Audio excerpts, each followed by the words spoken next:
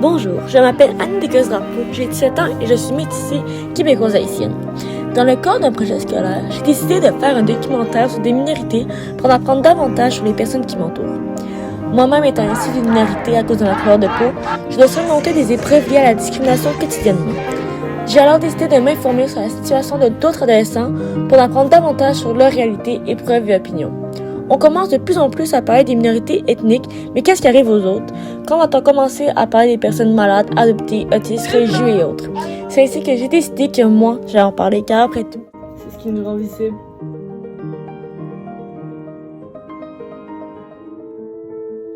La première personne que j'ai rencontrée s'appelle Louane et elle va nous parler de sa réalité en tant que jeune femme autiste. Bonjour Louane. Bonjour Annie. Est-ce que tu peux expliquer ta situation?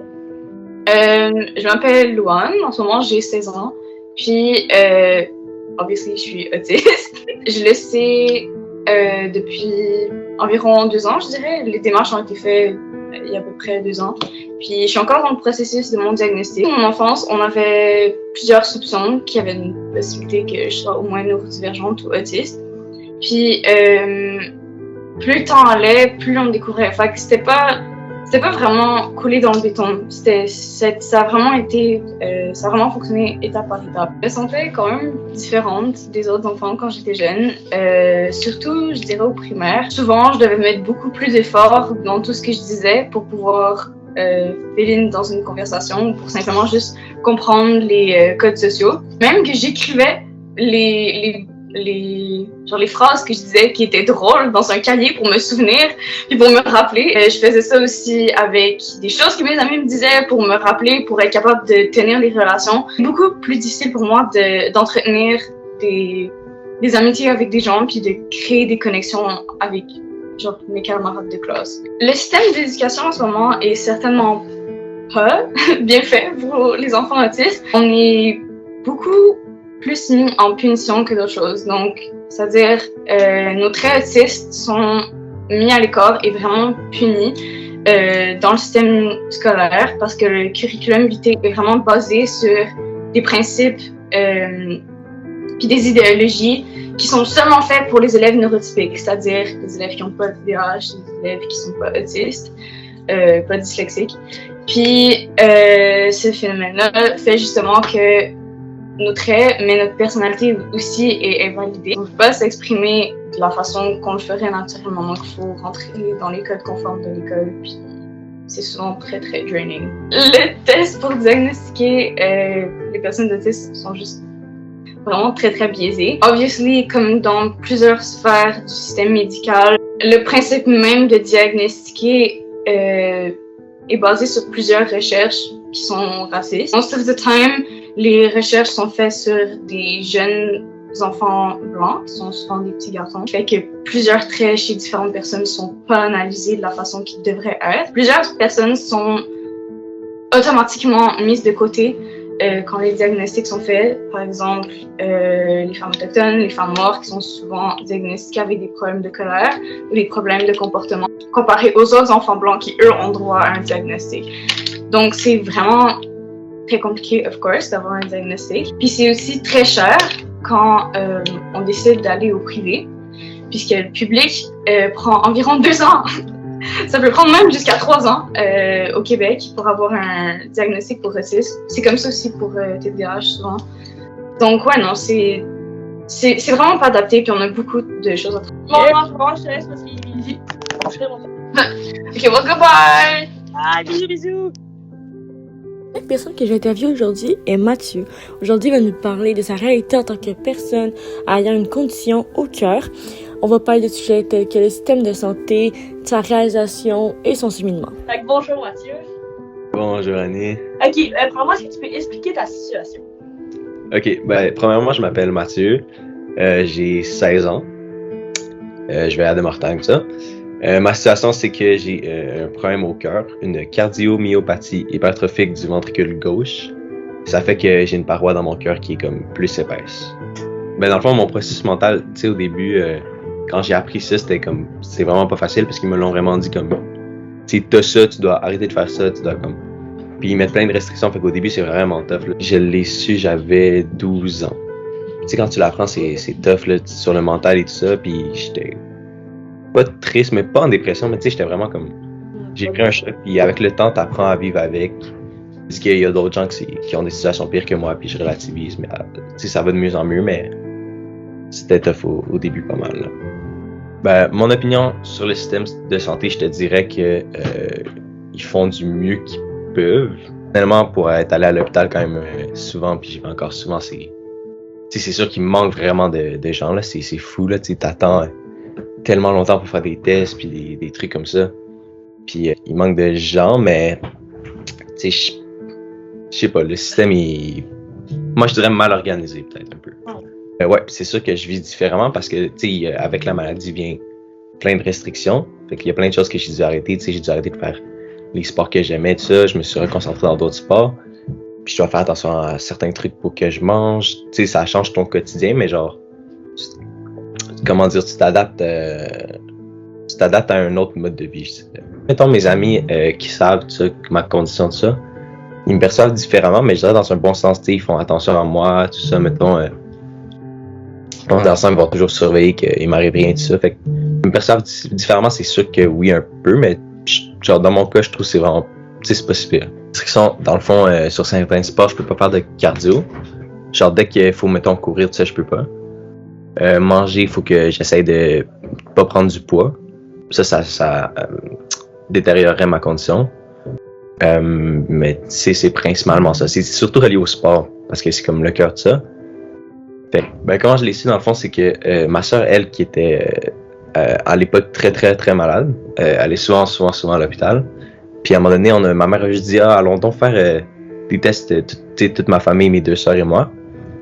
Juste pour être sûr, parce que j'avais un petit truc quand j'étais tout petit, que le médecin il avait dit, au revoir à l'adolescence. Mais ça, c'est enchaîné que après tout le reste est suivi, là. Fait que c'est comme là que je l'ai découvert. Mais les étapes, c'est genre médicaments, ça je l'ai déjà fait. Défibrillateur, ça je vais le faire bientôt. Après ça, il y a comme une chirurgie pour comme couper une partie du cœur qui est trop épaisse. Quand je vais te sortir une image, tu vas mieux comprendre. Puis après ça, c'est transplantation, mais je veux pas tant me rendre là, honnêtement, là. Genre pour mieux expliquer, là. Je sais pas si tu vois. Genre, il y a deux cœurs. Fait que, mettons, toi, ton cœur, c'est où est-ce que c'est comme pas épais. Puis moi, mon cœur, c'est où est-ce que c'est épais, genre. Ça fait un plaisir de te parler, Matt. Ben ouais, vraiment. Bye bye! Bon, ciao! Bonne chance dans ton projet, là. Merci! Ciao! Ensuite, j'ai eu la chance de parler à Sarah, une adolescente d'origine syrienne qui pratique la religion musulmane. Sarah va nous parler de son parcours, de ses expériences islamophobes et autres. Fait que bonjour. Bonjour. Explique ta situation. Ok, dans le fond, une petite présentation de moi-même. Je m'appelle Sarah Jia, je suis syrienne. J'ai 16 ans. J'ai grandi, en fait, je suis née au Québec. Jusqu'à 7 mois après ça, moi et mes parents, on a déménagé en Syrie. J'ai grandi là-bas jusqu'à l'âge de 7 ans. Après ça, on est revenu à cause de la situation qui était vraiment pas correcte là-bas. Il y avait de la guerre, il y avait des complications politiques. Donc, on est venu ici pour souhaiter avoir une meilleure vie. Puis depuis ce temps-là, je suis pas retournée en Syrie. Je suis toujours restée ici au Québec. Donc, c'est ça. Je vais à l'école de Mortagne, à Boucherville, dans le programme international. Moi, j'ai mis le voile à partir de ma deuxième année de secondaire. Donc, les gens, ils m'avaient déjà vu sans le voile pendant une année. Ben, une fois, j'ai eu comme une rencontre avec une camarade qui, en fait, je sais pas, l'année passée, t'as entendu parler des trucs sur l'uniforme, tout ça, là. Fait que là, les gens étaient comme vraiment... ils protestaient contre l'uniforme. Puis là, il y a une personne dans la classe de CST qui, en voulant faire des arguments pour enlever l'uniforme, elle a comme dit que pourquoi moi je porte le voile si ça fait pas partie de l'uniforme. Comme elle m'a amené dans la discussion de genre elle apporte ça, pourquoi elle a le droit puis que nous on n'a pas le droit de porter mettons des jupes un peu plus courtes, mais c'était comme je trouvais pas approprié. Ouais. Tu sais genre c'est un truc religieux, c'est peut-être ça là, des trucs comme ça.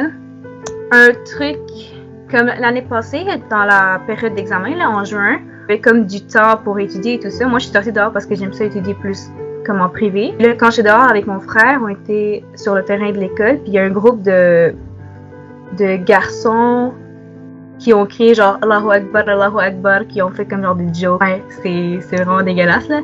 Ils m'ont crié ça, puis je pense que c'était comme une insulte parce que je portais le voile justement, que comme j'étais un terroriste ou un truc comme ça. Ouais, c'était vraiment désagréable. Moi j'essayais d'étudier en paix, puis là ça arrivait, c'était intense là.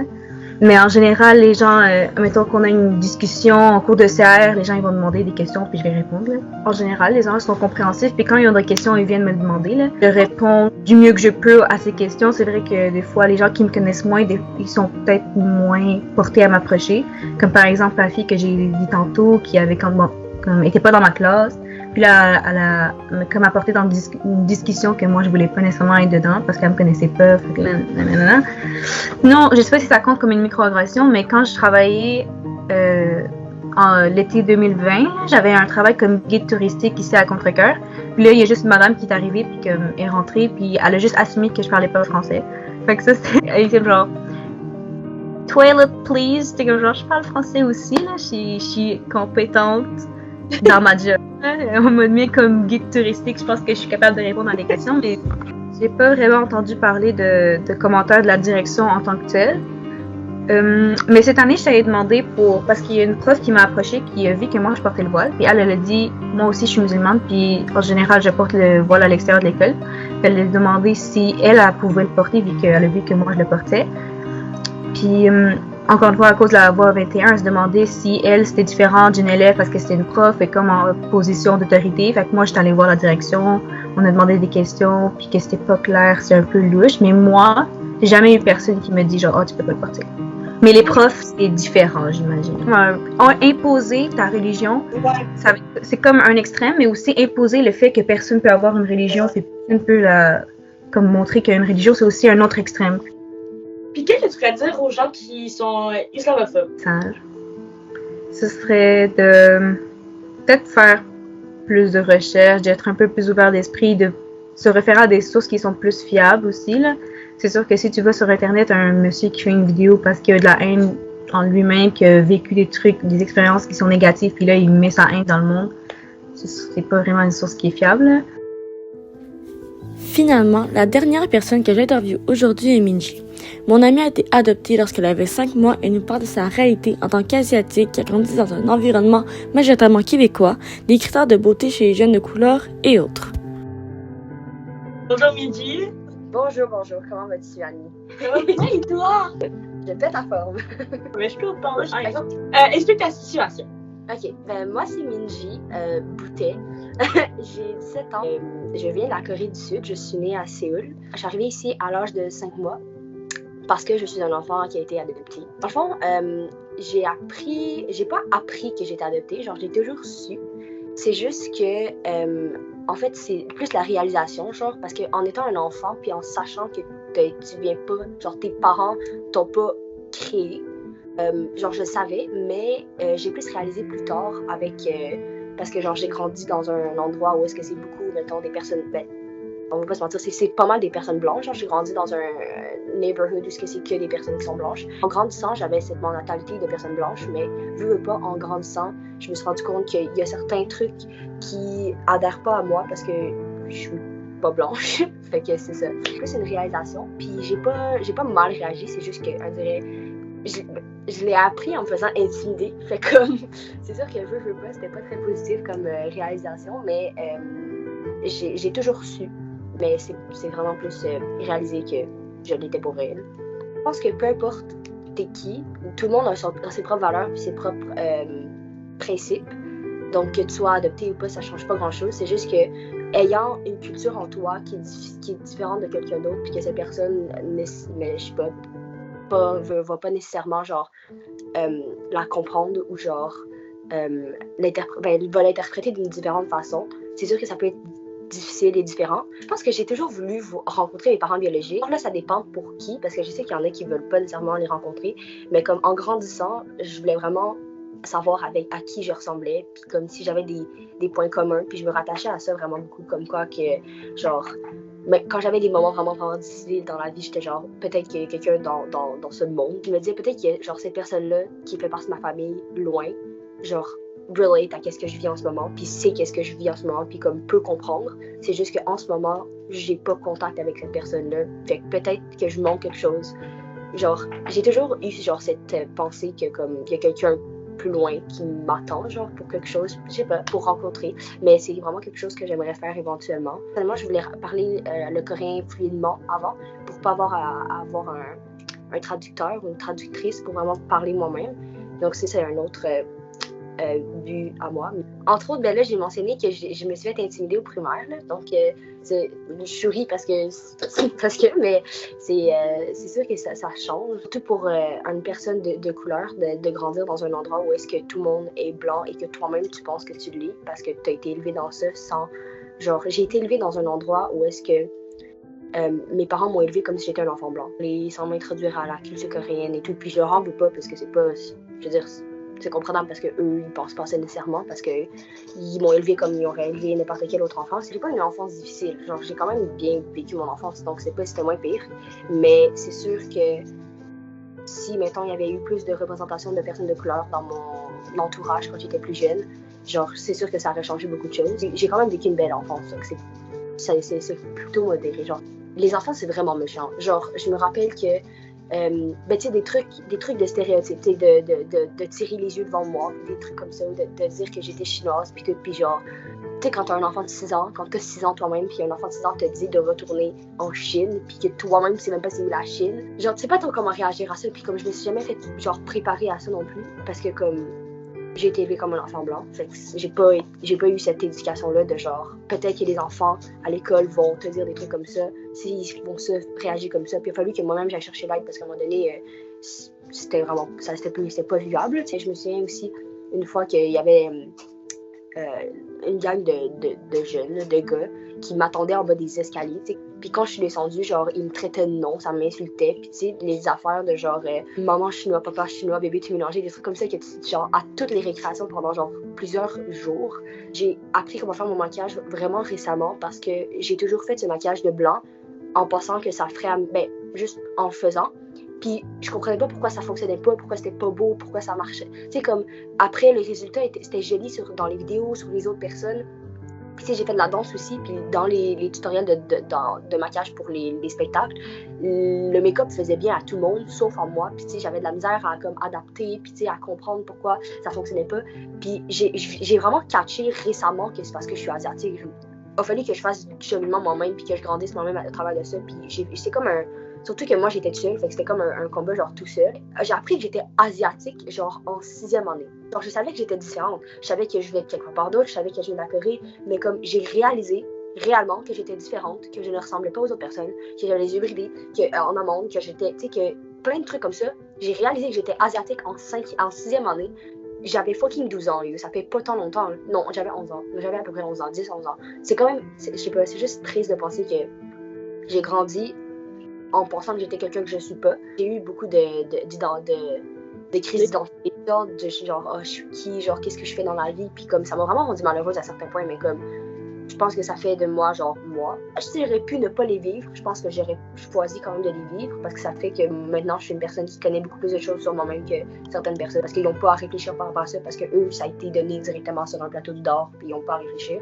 Mais comme, le fait d'avoir réfléchi par rapport à qui je suis, ça fait que je m'affirme plus, puis je sais qu'est-ce que je veux. C'est comme à un certain point, tu sais, à force d'essayer d'avoir de l'air blanc, à force de faire des trends de personnes blanches, puis tu essaies, puis tu n'as jamais le résultat que tu veux, puis tu n'auras jamais comme cette satisfaction. À un moment donné, tu fais juste te rendre compte que ça marche pas, puis c'est pas ça, puis là, t'es comme, ah, peut-être que, genre, je suis pas blanc. Puis là, t'essaies d'autres trucs, puis là, tu te rends compte que finalement, ça fonctionne. C'est un manque d'éducation chez les jeunes de couleur, je trouve.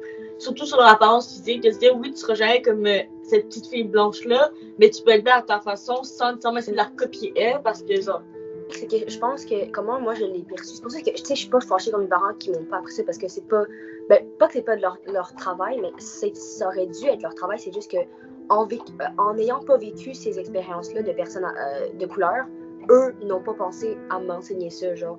Puis c'est comprenable, genre, eux n'ont pas eu à vivre ça, fait comme. Ça se comprend. C'est juste que Je pense que même s'il y avait eu cette conscience-là de m'apprendre ça, il l'aurait pas fait par peur de genre faire comme « Ah, Minji, t'es différente des autres enfants, t'es pas comme les autres », puis genre de me discriminer par rapport à ça. Mais c'est bien de savoir que t'es différente des autres personnes parce que je suis pas comme les autres personnes. En tout cas, c'est super intéressant. Alors, je te remercie beaucoup.